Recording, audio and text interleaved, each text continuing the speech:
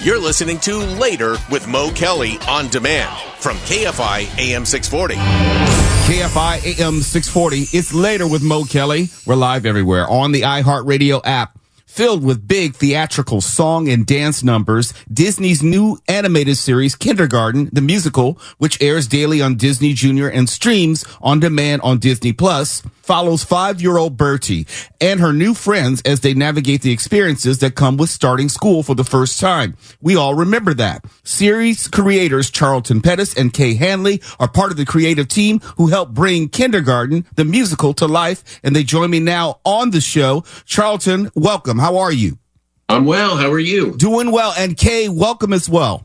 Thank you, Mo. Great to be here. Kay, I got to start with you because you have the same first name as my mother, and ladies first. So children, music, education, they've always gone well together, but the world has changed so much from when we were children. What is the same, or what would you say is different about just a child going to school these days?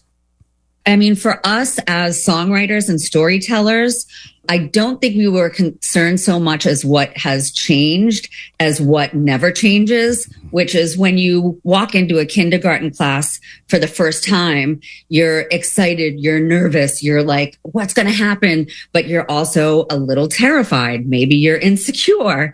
And at least I was. And so the task that we wanted to take on, what the job that came naturally to us, was to tell stories about that, not so much to educate about, numbers and reading as to navigate the social, emotional, almost minefield of being 5 and doing so many of these things for the first time. Charlton, this would seem like it would be a huge production when you talk about combining the elements of music, theater, and in the animated format. And I mean the 3D animation style which Pixar made famous. What has been the most difficult or challenging part of putting something like this together? I think, as you say, just making all the elements work together. I mean, it's not just 3D animation. All our fantasy sequences are generally in 2D. So, there's a lot of moving parts. There's a lot of characters. There's the normal dialogue, conversational stuff. There's musical stuff. There's underscore tying those two together, different styles of animation. I mean, it's a huge process with over 100 people involved. I mean, I don't think any of us realized before doing this how many people are absolutely critical to making these things happen. So, yeah, I mean, it's that whole process. Kay, as we talk about Kindergarten, the musical, each episode contains at least 6 Broadway-style numbers in a variety of styles that provide a peek into kids' imaginations. But break down more for me how these episodes play out. Well, the episodes are, by and large, about when you're a kid, every little thing that happens to you is the biggest thing that has ever happened to everybody. And so we were able to break down our stories into like these little slices of life. And every episode, as you say, has 6 songs in it. And we are, our background is in pop and rock songwriting and some, dance songs. So we have a pretty varied background, the series songwriters, and we just let loose with all of it. Every single style of music you can imagine is represented in season 1 of Kindergarten, the musical.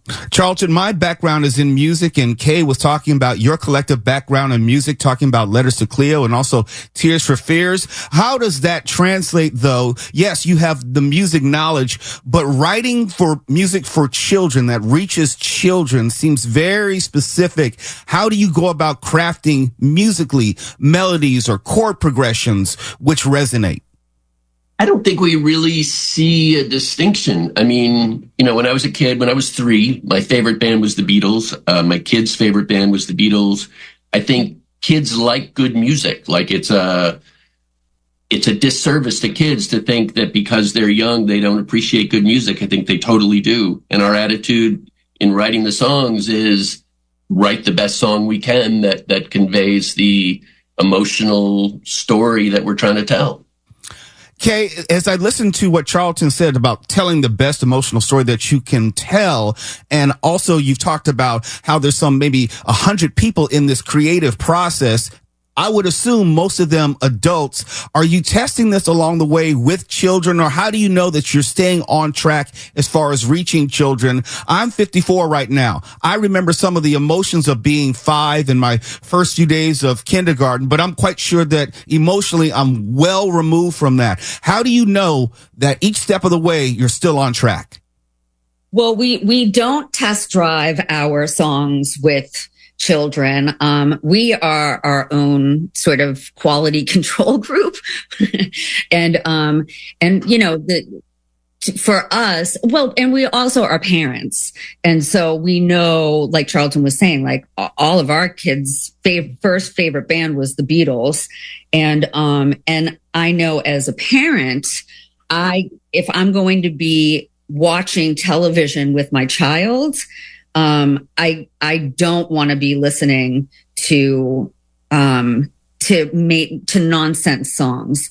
I think the thing that we know is going to resonate, if it resonates with us, we know that it will resonate with the kid. If it's coming from an honest and true emotional place, it's going to work for a kid or an adult, right? We also write very earwormy melodies. We can't help them. Charlton, Kay makes a great point about watching television with kids, but also I got to add, in today's world, it's not just television. Yes, we're talking about something, Kindergarten the Musical, which is going to be on Disney Junior and Disney Plus, but kids don't consume just on a physical television. They have their laptops, they have their iPads and their phones as well. Does that at all figure into what you do? I don't think it figures directly into our thinking process, but I think you're right. I mean, I think not only is the platform super variable, but the duration is super variable. Like, I think my older kids, you know, it's TikTok, it's YouTube, it's much, much shorter pieces of information. So, you know, part of the challenge for us is to keep these 11-minute stories compelling enough that the art kind of pulls people through it, because you know, we are definitely living in a time of shorter and shorter attention spans. Let me just ask you this in the 30 seconds I have left with both of you. What brings a smile to your face when you see the final product? Oh, the voices of our cast. I'm just blown away every time. Yeah, the Pinocchio thing. I mean, they're real people, and you know, we made them up, and now they're there. They're real people. It's magic. The magic you can see now. Kindergarten the Musical is available daily on Disney Junior and streams on demand on Disney Plus. I'd like to thank series creators Charlton Pettis and Kay Hanley for coming on the show this evening. Congratulations to you both, and I'm quite sure you're changing the lives of children everywhere. Thank you for what you do. Thank you, Mo. Thanks, Mo. KFI AM 640. It's Later with Mo Kelly. We're live everywhere on the iHeartRadio app. You're listening to Later with Mo Kelly on demand from KFI AM 640. And we have such great news for you. We love giving away things here on KFI, especially Later with Mo Kelly. It's Halloween time at the Disneyland Resort, and KFI AM 640 wants to give you a chance to experience the frightful fun. I experienced it myself late last month. Had a great time out there to see not only Disney California Adventure, but Disneyland Resort itself. It's something that everyone should see, and we have a chance for you. Happiest Halloween has brought fiendishly tasty treats, thrills for one and all, and beautiful decor to both Disney California Adventure Park and Disneyland Park. And it's going on right now through October 31st. All you got to do is keep listening to KFI for your chance to win a 4-pack of 1 day, 1 park tickets to the Disneyland Resort. Or put another way, keep listening to Later with Mo Kelly for your chance to win a 4-pack of 1 day, 1 park tickets to the Disneyland Resort. So that's something that's very cool to look forward to. Something else I want to remind you of, the Boys and Girls Clubs of Carson is part of the Boys and Girls Club of America movement, which provides outcome-based after school, during school, and summer programming to youth ages 6 to 18. And the Boys and Girls Club of Carson has just announced that this year's annual Blue Door Bash Gala is going to be held at SoFi Stadium on Saturday, October 5th. And yours truly will be serving as its MC, as I do each and every year. It's one of the things I'm most proud of to be able to do in this business and giving back to the community. And this year's theme is Mission Possible. And the Blue Door Bash Gala will feature a silent auction and a complete evening of celebration of community leaders and future leaders. But we want you to be part of it too. Come on out and be part of the festivities. You can get all the information at bgccarson.org. Again, that's bgccarson.org. And I'll see you Saturday night, October 5th at SoFi Stadium. And lastly, and not necessarily most importantly, but I'm pretty excited about this. Coming up on October 30th is something I can't tell you about yet. I just can't tell you yet. All I can do is tell you that it's going to be very cool. It's very near Halloween. That's a hint. And it's going to be featuring Later with Mo Kelly. And you're going to have to block out that evening. Now, you can always listen to the show, but I can tell you that it's going to be fun to listen to it up close, if you know what I mean.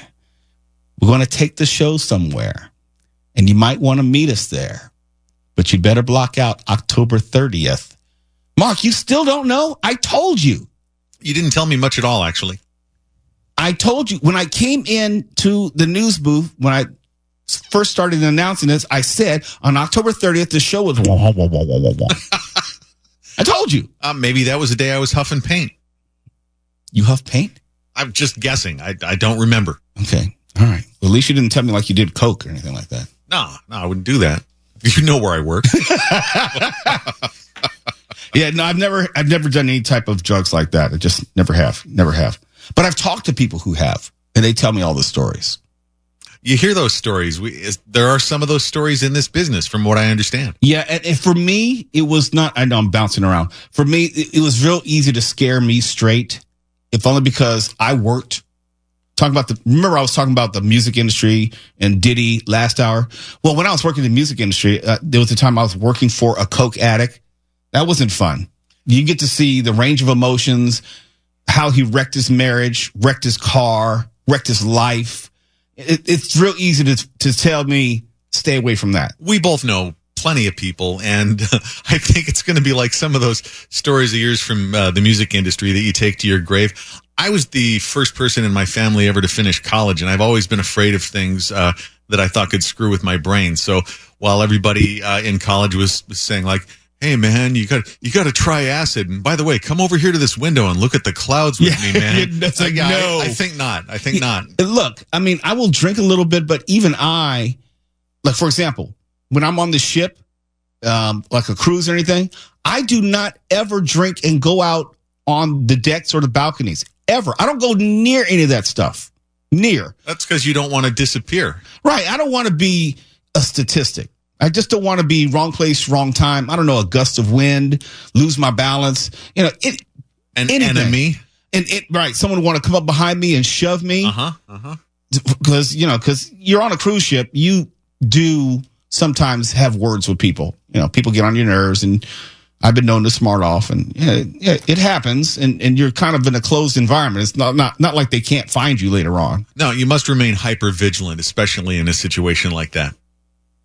Elmer, what were you going to say? I'm terrified. I was kind of looking forward to going on a cruise. No, you should. You have to have common sense. You should have common sense, just like if you're anywhere. Anywhere. But that makes sense. Literally, if you're drunk, like if you fall over, they can't save you. No, they'll never find you. They won't even know you're gone until you're way down at the bottom of the ocean. I just unlocked a new fear.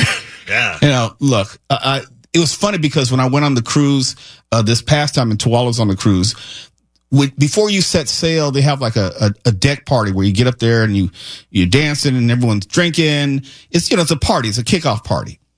We had not even left the port, and there was almost a fight between these two guys. I guess there was a guy, he seemed like he was in his early 30s. He was there with his girl, attractive woman. She was out there with her bikini showing her wares. And you know what happens? Some other guy who doesn't know that she's with someone. On a cruise. Look, no, there are a lot of single women on a cruise, no doubt. Oh, okay. No doubt. So it's reasonable to assume that she could have been just there with her girlfriends. And this guy, the boyfriend was about my size. So I want to say maybe 5'8", 5'9". The guy who wanted to hit on the woman who didn't know that she had a boyfriend was like 6'2", 6'3". And I'm there and I had my first drink and I said, well, I saw all of it. I'll say evolving. You can see where, he doesn't know that that's so-and-so's girl.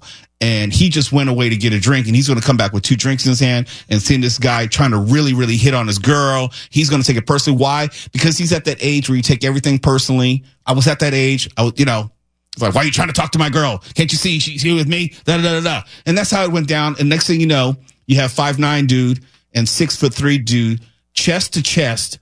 And the 5'9" dude and all of his friends were like trying to pull him back, saying, no, don't. And I'm yelling at him, why are you going to F off your cruise before we even leave? It's not that serious. Now you're kind of making me want to go. No. There's some.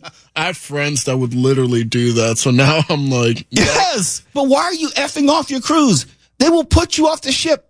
We have not left yet. It is not too late to put you off. It really does not seem like the ideal place to get into some fisticuffs. No, it's not. It's not.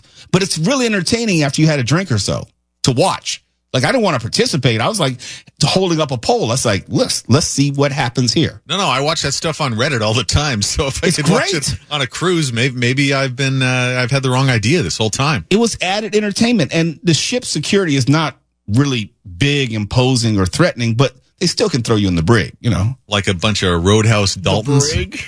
It's a ship. I mean, I can't call it a jail. Yeah.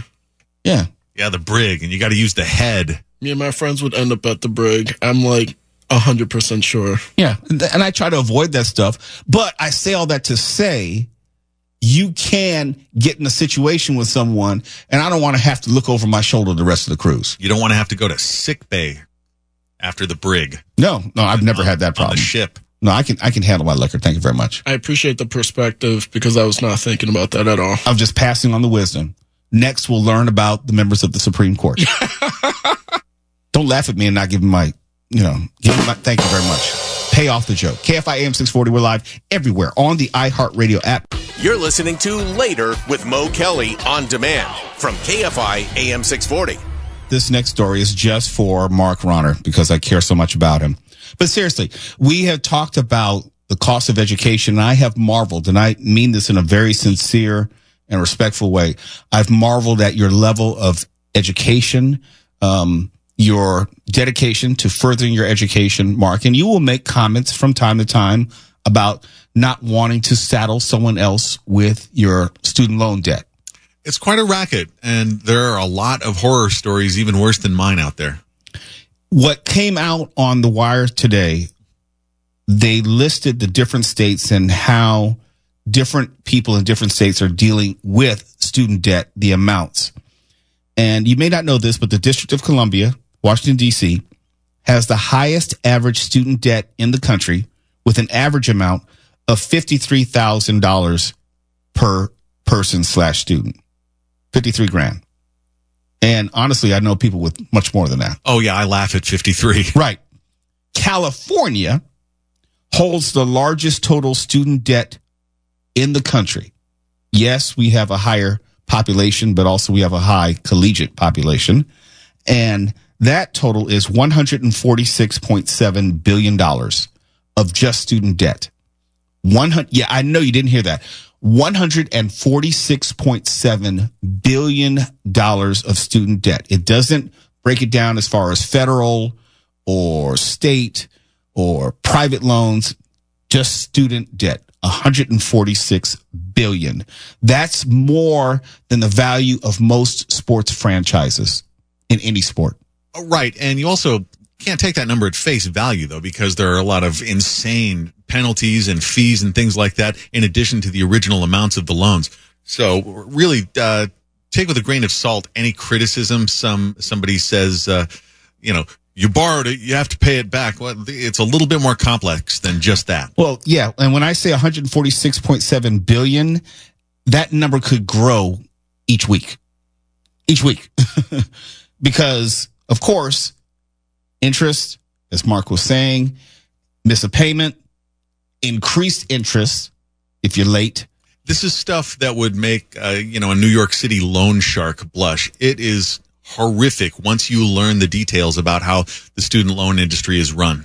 Let's say you wanted to become a doctor or something on the doctoral level, like you have a pharmacy major or pharmaceutical sciences major. The highest average debt, this is just average debt. In other words, you'll have people with more than that or less, but average debt for people pursuing their doctoral level degrees, $310,000. Yeah, it really is insane. More than $250,000 in just student debt. And that's not saying you're not a good student. That's not saying you're not a good person. It's just that you have qualified to attend an institution of higher learning and you're pursuing an advanced degree, a doctoral level degree. You can expect an average student debt of $310,000. Right. And that is training for high income jobs. You might as well forget now about going to college to get an education in and of itself. Right. Let alone a liberal arts education. It's our education system really needs an overhaul it needs an enema. I thank my parents every single day for putting me through college. Went to Georgetown University, and I would not be able to afford to send any of my children to Georgetown University because I think their yearly expenses is more than $80,000 tuition, room, and board. Yeah, it keeps going up. It keeps going up. And what you're talking about is a United States where only affluent people can afford college, and it's out of reach for anybody else. And to that I say, not in my country.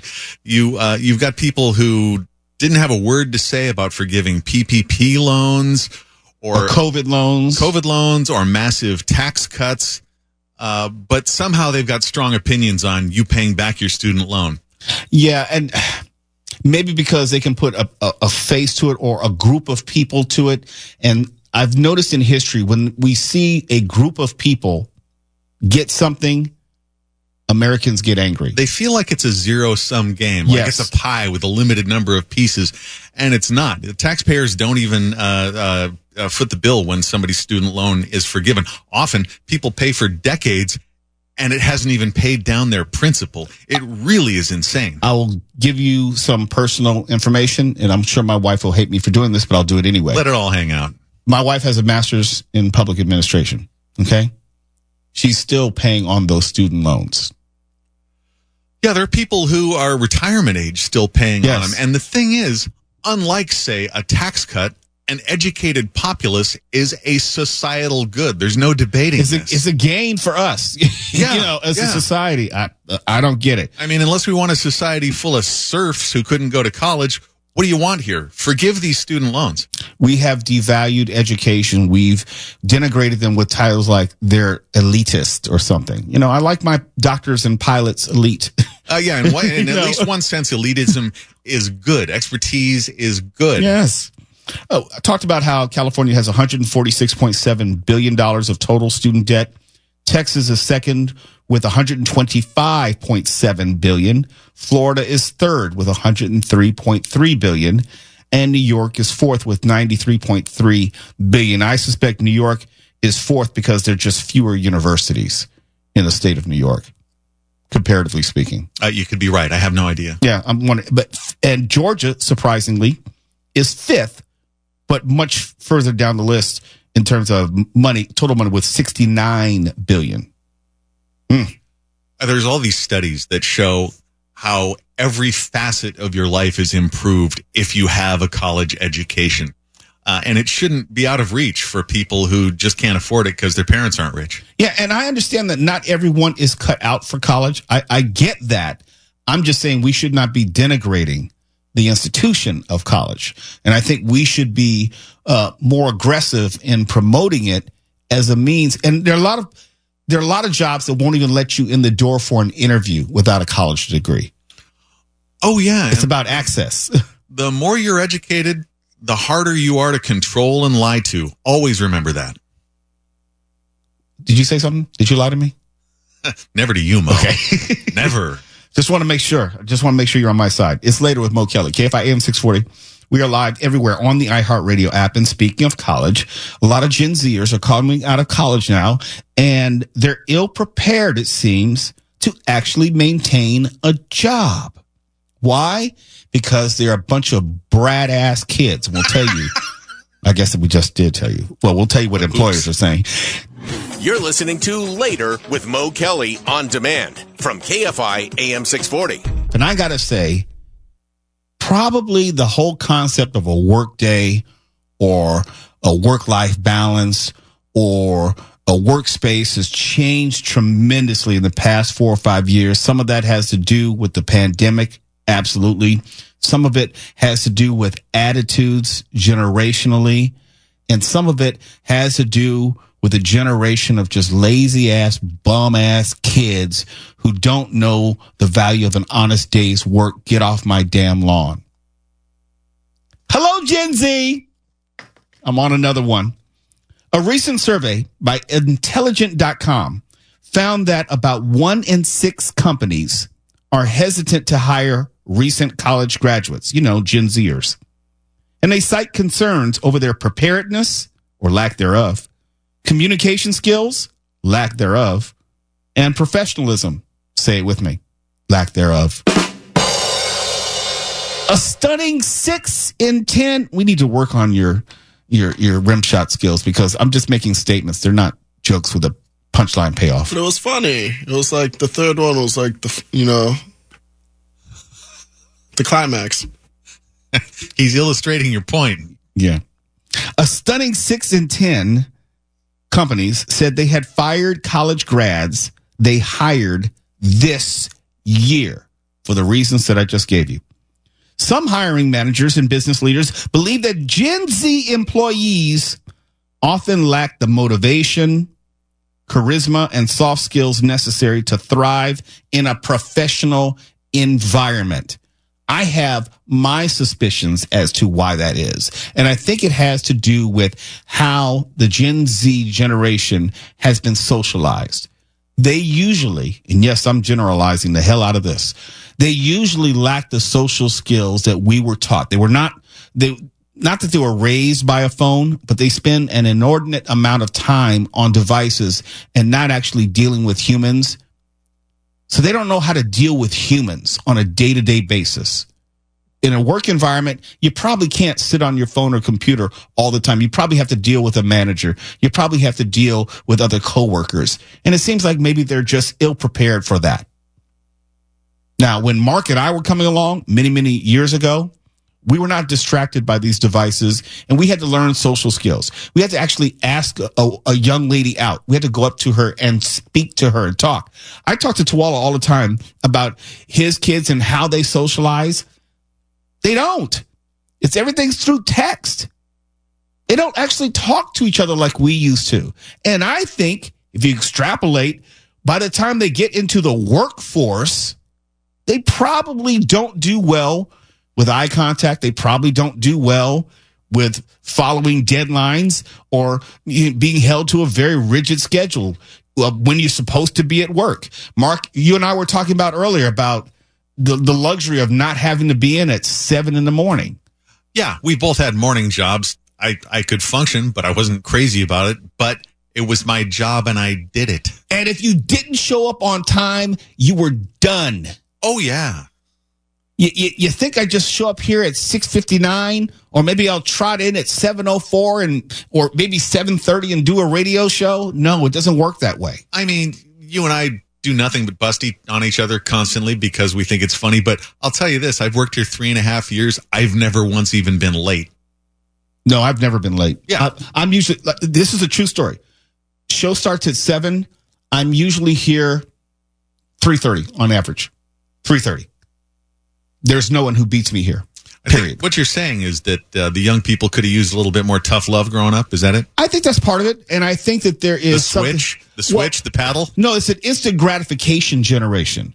They seem to expect that I've done this, I should get that. I should not have to start at the bottom. I'll use a radio analogy. Oftentimes we will have young people come here who immediately expect to get on the mic or immediately expect a certain level of payment or a certain level of access. And like, no, you're intern plus a day. So it's a generation which has no understanding of paying dues. Who is the originator of the aphorism, nothing worthwhile is easy? I forget. I don't know. I don't remember.